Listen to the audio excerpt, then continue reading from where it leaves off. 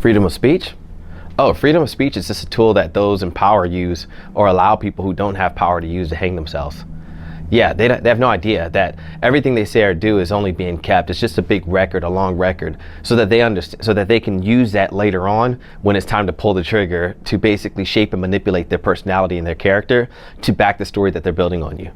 Yeah, freedom of speech is nothing more than that. That's why people in power don't speak freely. That's why a lot of times when you see interviews, look at anybody that's in power. When they have to see interviews, there's always a deal or things that they can't talk about. That's not speaking freely. If we had freedom of speech, if freedom of speech was a good thing, then everyone would do it. But how many people do you know that are actually smart, have powerful positions, or sit in front of sit and run companies, or any area of influence? How often do you see them speak freely? You don't. And the reason is they understand the power and how your freedom of speech can be manipulated.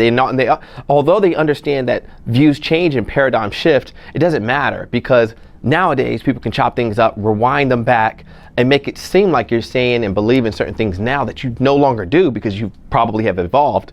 But it doesn't matter. Nowadays you can be penalized for what you thought and said before, and they can use that as a predictor of what you might and say and will do in the future. So in my opinion, freedom of speech is a very dangerous thing, but is only used and practiced by people who don't know the power behind it. And the other part of it is, the people that understand will never use your freedom of speech to stab you in the front. They'll always stab you in the back.